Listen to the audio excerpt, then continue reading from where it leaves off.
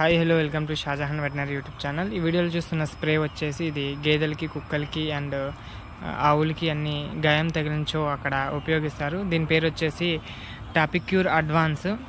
ఇది 250 ml. దీని cost వచ్చేసి 305 రూపీస్. ఇది న్యాచురల్ రెమెడీస్ కంపెనీ.